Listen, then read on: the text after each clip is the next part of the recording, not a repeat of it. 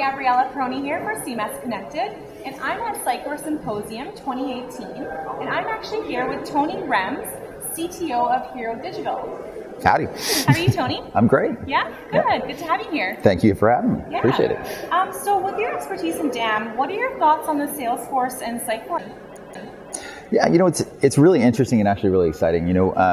One of the things we've seen over the last couple of years is really the rise in the importance of DAM, right? And so, I've seen more customers moving to new DAM implementations than to new CMS implementations. So the value that companies get out of it is huge. I think one of the great things about DAM implementations is the time to value and the ROI are the time to value is much shorter. Yeah. And the amount of value and kind of cost savings and efficiencies and velocity that organizations can achieve with DAM is huge. Yeah.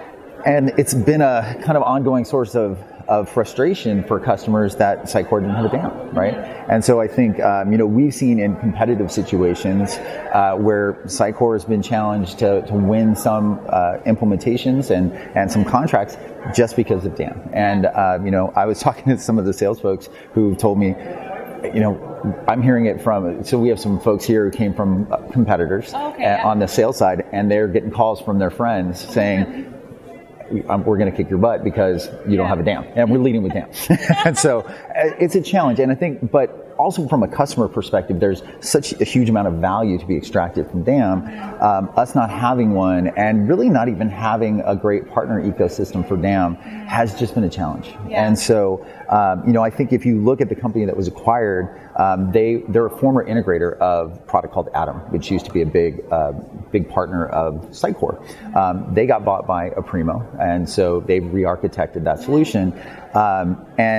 But the company that was acquired actually used to be an integrator of Atom, and they had customized the solution extensively.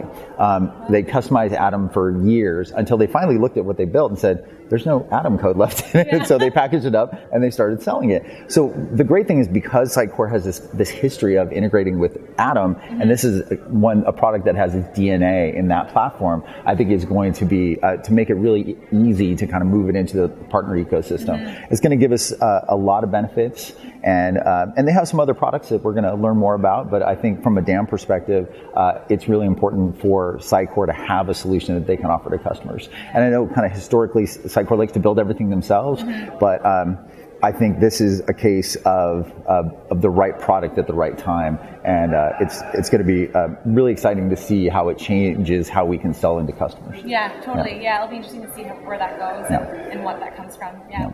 Awesome. So, so do you want to talk a bit about your session tomorrow and what that's about? Sure. So tomorrow I'm going to be talking about how companies can drive digital marketing maturity by combining Sitecore and Salesforce.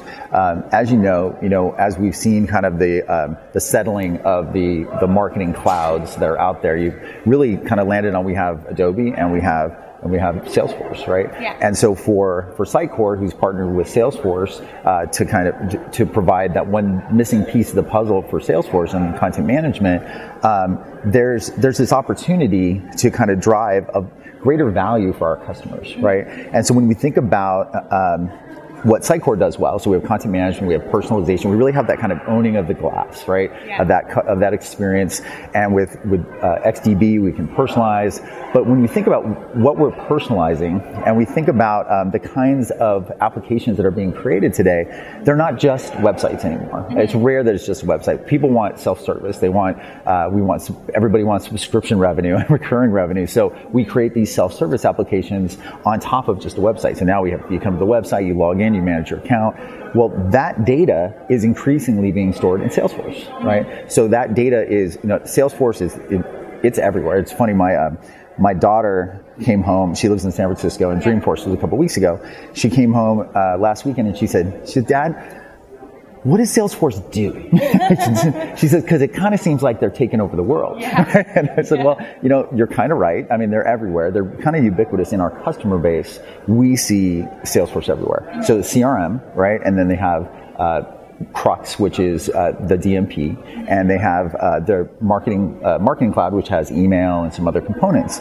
Now, these are things that our customers either already have or need. And so when we think about how we can create very personalized experiences, having the explicit data that comes from, hey, we know who you are, we know what you've bought before, we can pull all this data, aggregate it into what they do on the website, into all their behaviors, and we can actually aggregate third-party data with Crux and then use that to drive personalization in XDB at a whole different level, an entirely different way of talking to customers.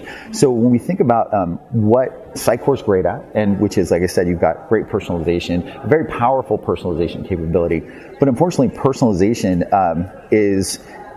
it's all about the data, right? If you don't have the data, then you're sort of you end up with a site where it's somebody comes in and they come into the Ford website and they look at a Mustang, and next time they come back you show them a Mustang again. Yeah. Fine, that's fine, but it's not. That's kind of the topical component of personalization. Something that says we know what you bought before, and customers who look like you tend to take the following steps and buy the following products.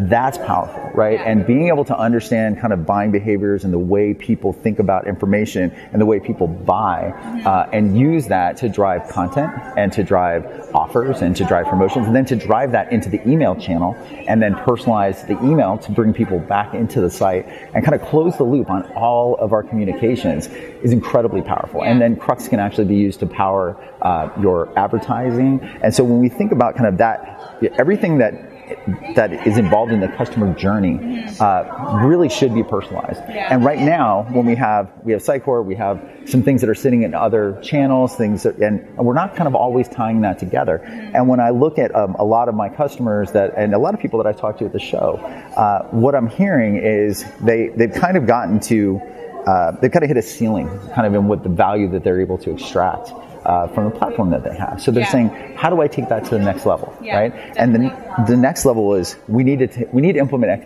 XDB, but that's really just a piece of the puzzle, right? XDB is a tool, it's a database, right? And there's the ability to kind of do some personalization out of it. But again, if we can drive that deep value by bringing the data together and then segmenting the data and then informing how we communicate to customers, both on the website, on the outbound, on email, on advertising, all in one place, that's a whole different level. And that's the level that our customers want to get to. And that's why I want to talk, because right now I'm seeing, even though the partnership is there, it's relatively new, the Sitecore Salesforce partnership. Salesforce has Sitecore as a SKU. They can sell the product.